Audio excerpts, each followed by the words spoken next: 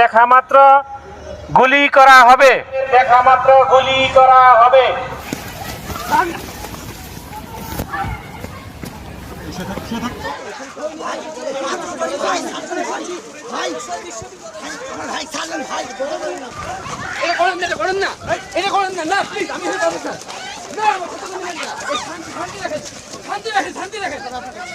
আমাদের ৩-৪ জন মেইন যারা তাদেরকে ধরার চেষ্টা করা হয়েছে, এর প্রতিদান সবাইকে দিতে হবে, সবাইকে। ওরা যে আজকে মাইকটা খাইলো আর এই যে পরিস্থিতিটা হলো, তার প্রতিদান প্রত্যেকটা পুলিশকে দিতে হবে, বলে দিলাম এটা। তাদের কি সন্তান নাই? তাদের কি মাথায় এতটুকু কমন সেন্স নাই যে কোনটা ঠিক কোনটা ভুল? পুলিশের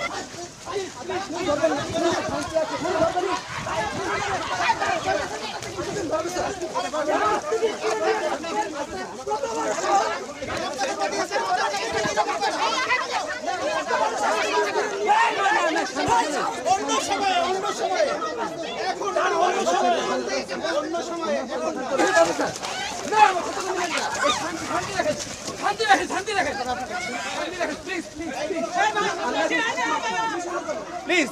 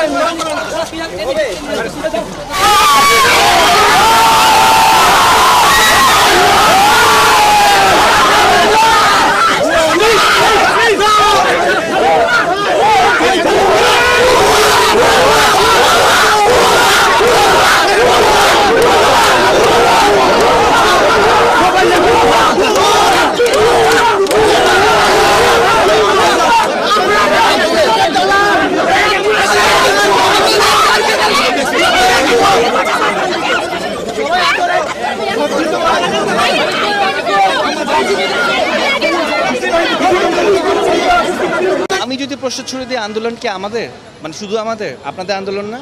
আপনারা তো গণকর্মী, আপনারা তো এই দেশের গণকর্মী, রাইট? এই আন্দোলন কি শুধু আমাদের?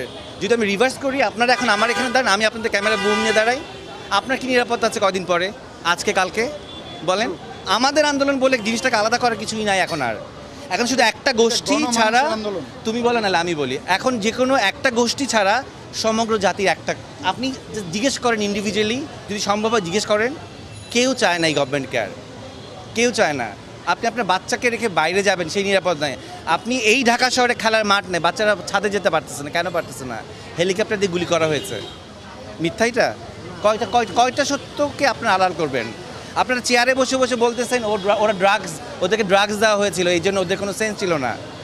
তো ড্রাগস নিলে আপনি মেরে ফেলতে পারেন? কোন রাষ্ট্রের আইনে আছে একজন ড্রাগ অ্যাডিক্টকে গুলি করে মারা যায়? আমি ড্রাগস নিয়েছি, এটা দায়বদ্ধতা আমার ফ্যামিলি, আমার প্যারেন্টসের। আমি ড্রাগস নিয়ে যদি সমাজে কোনো ক্ষতি না করি, আপনি তো আমাকে মারতে পারেন না, পারেন? বাংলাদেশে তো অনেকেই গোপনে গোপনে ড্রাগস নেয়, ধরে ধরে মেরে ফেলেন। এগুলো স্থূল কথা বলা বন্ধ করেন। আপনাদের নির্লজ্জ লাগা, আপনারা নির্লজ্জ। আপনাদেরকে আসলে কোন কথা বললে আপনাদের লজ্জা হবে আমি জানি না। পুরো জাতি আপনাদেরকে এত কথা বলতেছে, ফেসবুক বন্ধ করেছেন, ইন্টারনেট বন্ধ করেছেন, কতদিন বন্ধ থাকবেন? বহির্বিশ্বের চাপের জন্য এখন ফেসবুক অন করতে বাধ্য হয়েছেন, এটাও আমরা জানি। তারপর ইতিহাস থেকে যায়, ইতিহাস থেকে যায়। এই যে অগাস্টের 1 তারিখ, ইতিহাসটা মনে করেন। হ্যাঁ, ইতিহাস কিন্তু রিপিট হয়, কর্মের কারণে ইতিহাস রিপিট হয়। এরকম রিপিট যাতে না হয় সেই চিন্তাটা করেন। যা অর্জন করেছিলেন তার কিছুই এখন আর নাই। কেন নাই? আপনাদের কর্মের কারণেই নাই। এক একটা সন্তানকে আপনার রাস্তায় রক্তাক্ত করে মেরে ফেলেছেন। কয়টা মায়ের বুক খালি করেছেন বলেন? কী দোষ ছিল এই বাচ্চাগুলোর? কী দোষ ছিল সাইদের? মুগ্ধর কী দোষ ছিল? ও পানি খাওয়াচ্ছিল, কী দোষ ছিল ওর বলেন? আমি তো কতজনের নাম আমার এইটুক ব্রেনে সম্ভব না এতজনের নাম মনে রাখা। এইটা শেষ কথায়। আর মায়া কান্না, আমরা যেই সেক্টরে কাজ করি, আমরা ক্যামেরার সামনে কাজ করি, কোনটা সত্যিকারের কান্না? আমরা মিথ্যাকে সত্যি বলেই অ্যাক্টিং করি, রাইট? আমরা বুঝি কোনটা অ্যাক্টিং, জনগণ এখন বুঝে। এই জেনারেশনকে অনেক গালিগালাজ করেছেন না? এরা কিছুই পারে না, এরা মাদকাসক্ত, এরা সারাদিন অনলাইনে থাকে, কি দেখিয়ে দিয়েছে তো। লজ্জা লাগা উচিত। আমার এখন দুঃখ লাগে, যদি আমি এই জেনারেশনে জন্মাতাম তাহলে আর অনেক কিছু করতে পারতাম, কিন্তু আমি এই জেনারেশনের অনেক আগে জন্মিয়েছি। কিন্তু সেই দুঃখটাও আমার লাগে যে তাহলে আমি ওদের সাথে নিজেকে একাত্মতাবাদ করতে পারতাম। 15 দিন ঘরে বসেছিলাম, বলবো কি বলবো না। মানসিক যন্ত্রণা, রাতে ঘুমাতে পারি না। আমি কেন আমার দেশে ঘুমাতে পারবো না? আমি কেন জানি না একটু পরে আমি এই বক্তব্য দিয়েছি, অনলাইনে যাবে, ফেসবুকে যাবে, টিভিতে যাবে, আমি আমার বাসায় পৌঁছাতে পারবো কি না? আমার যাওয়ার কথা ছিল ব্যাংকে। আমি যখন জানতে পারলাম সমগ্র শিল্পীরা আজকে এক হয়েছে, আমি চলে আসি, আমি আমার প্ল্যান ছুঁড়ে ফেলে দিয়ে আসি, আমার ব্যাংকের কাজ সানডেতে করবো। কেন আজকে এসছি? আর কতদিন চুপ থাকবো বলেন? আমি আজকে নাই হয়ে যেতে পারি। আমি হয়তো বাসা থেকে ঘুমাতে গেলাম, দেখবো হয়তো পুলিশ আসে, নিয়ে যাবে আমাকে। তারপর আপনারা কী করবেন? পরের দিন আপনারা দেবেন ওনাকে ধরে নিয়ে গেছে। এতটুকুনি আপনাদের দায়িত্ব, এর বেশি কিছু না। আপনারাও নামেন, আপনারা নিজেদের ক্যামেরা নিজেরা ঘুরান, বুমটা দিয়ে কথা বলেন। হ্যাঁ, বেতনের কথা বাদ দেন, চাকরির কথা বাদ দেন। দেশ না ঠিক থাকলে বেতন কোত্থেকে আসবে আপনাদের? ভালো থাকেন। চাওয়া কি? চাওয়া সমগ্র জনগণ যা চাচ্ছে তাই। এই রক্তাক্ত বন্ধ হোক, ধরপাকড় বন্ধ হোক, এবং নির্লজ্জভাবে এইরকমভাবে জাতির কাছে মিথ্যাচার বন্ধ হোক। ক্ষমতায় বসে থাকবেন না, কেউ বলবো না আমরা আপনি ক্ষমতা ছাড়েন। আপনার যদি মনে হয় যে ক্ষমতা ছেড়ে দেওয়ার সময় হয়েছে, ছেড়ে দিন। বাকি সম্মানটুক নিয়ে অন্তত বাঁচবেন। যদি আপনি ধরে আঁকড়ে বসে থাকেন, ওই সম্মানটুক থাকবে না। কার সন্তান, কার মানস কন্যা, হ্যান কন্যা, এগুলো কিচ্ছু থাকবে না। অর্জন ধরে রাখতে হয়, লাঠি পেটা করে গুলি দিয়ে কিন্তু অর্জন ধরে রাখা যায় না। তো ধরে রাখতেছেন, রাখেন না। এই কথাগুলোও ইতিহাসে থাকবে। এখন আর বই পুস্তকের যুগ না, ছিঁড়ে ফেললে পোকা খেয়ে ফেললো, চার পোকা খেয়ে ফেললো। এখন ইন্টারনেটের যুগ এলো, সারা জীবন থেকে যাবে। রিমাইন্ডার যেমন আসে না প্রতি বছরে ফেসবুকে, এগুলোও আসবে। ইন্টারনেট ডিলিট করা যায় না, ইতিহাস বিকৃত করা যায় বই পুস্তকের। এই ডিজিটাল জিনিসটা কিন্তু বিকৃত করা যাবে না। কতদিন করেন? তারা আমাদের বুকে গুলি চালাবে, এটা অকাতরে আমরা মেনে নিব।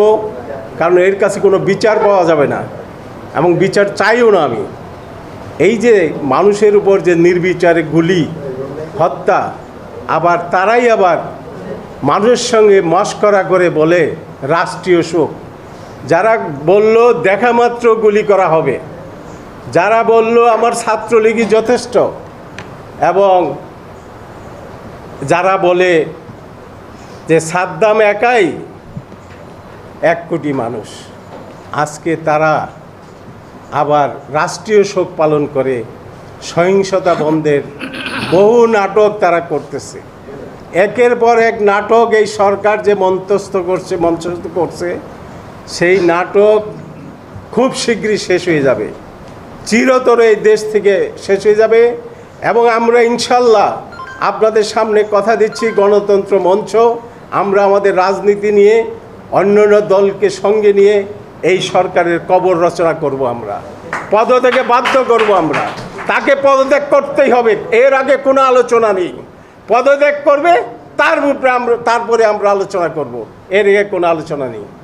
বন্ধুগণ, জুনায়েদ সাকি এখানে উল্লেখ করেছেন সেদিনের ঘটনা। আমরা ভাসানী অনুসারী পরিষদ 16 তারিখ থেকে আমরা রাস্তায় ছিলাম। 18 তারিখও আমরা প্রেস ক্লাবের সামনে সমাবেশ করেছি দলীয়ভাবে। 19 তারিখে সকালবেলা আমরা যখন সমাবেশ শেষ করে শান্তিপূর্ণ মিছিল নিয়ে, শান্তিপূর্ণ মিছিল নিয়ে যখন আমরা প্রেস ক্লাবের দিকে যাচ্ছি, তখন 3 স্তরে পুলিশ বাহিনী এবং একটা সাদা গাড়ি নিয়ে, ট্যাঙ্কের মতো যে সাদা গাড়িটা, নতুন গাড়ি তারা নামাইছে, এটা নিয়ে তারা অগ্রসর হচ্ছিল। আমি পুলিশের সঙ্গে, এসপির সঙ্গে কথা বলেছি, জুনায়েদ সাকি কথা বলেছে, যে আমরা শান্তিপূর্ণ মিছিল নিয়ে যাচ্ছি, মিছিল ঘুরে এসে আমরা এখানে একটা গায়েবানা আমি এটা বলছি গায়েবানা জানাজা পড়বো আমরা, আমাদেরকে যেতে দেন। ওরা বলতেছে সরকারের অর্ডার নেই। ওই এসপি আবার একটু পরেই বলল আমরা একটু কন্ট্রোল রুমে কথা বলি, আপনাদের জানাচ্ছি। আমরা দাঁড়াই রয়েছি, কন্ট্রোল রুমে কথা বলবো যে হ্যাঁ উনি পারমিশন দিছে, তো গাড়ি সাদা গাড়িটা এইদিকে সরাচ্ছি, কয়েক মিনিট অপেক্ষা করেন, আপনারা এই পাশ দিয়ে মিছিল নিয়ে চলে যাবেন। এই কথা শেষ হওয়ার সঙ্গে সঙ্গে সাউন্ড গ্রেনেড, আপনার টিয়ার সেল আর গুলি, রাবার বুলেট, তারা গুলি শুরু করলো, উপর্যপরি গুলি। সেই গুলিতে আমার এই পাশে দেখতেছেন এই যে উঁচু জায়গাটা, এখানে ছিঁড়ে গেছে। আমার শরীরে ডায়াবেটিস আছে, ডাক্তার বলছে শুকাইতে একটু সময় লাগবে, আপনি ধৈর্য ধরেন। ডেইলি আমার এই ব্যান্ডেজ চেঞ্জ করতেছে। হসপিটালে 10 দিন ছিলাম। 10 দিন থাকার পরে যেই দিন হসপিটাল থেকে 3 জন ছাত্র নেতাকে ধরে নিয়ে আসলো, তার পাশের রুমে আমি ছিলাম। 2 জন পুলিশ আমার ইয়ের সামনে, গোয়েন্দা, সেখানে পোস্টিং দিয়েছিল যে আমি যাতে ছাত্রদের সঙ্গে কথা বলতে না পারি। আমাকে বলল যে আপনি কিডনি রুগী। আমি ওই রেজিস্টার থেকে গুলি, বুলেট ইনজুরি, এটা মুছে দিয়েছিলাম এবং হাসপাতাল কর্তৃপক্ষই করছে বাধ্য হয়ে। তারপরে আমরা এটা শেষ করে আমি হসপিটাল থেকে চলে আসি, একজন সেফ জায়গায় আছি এখন।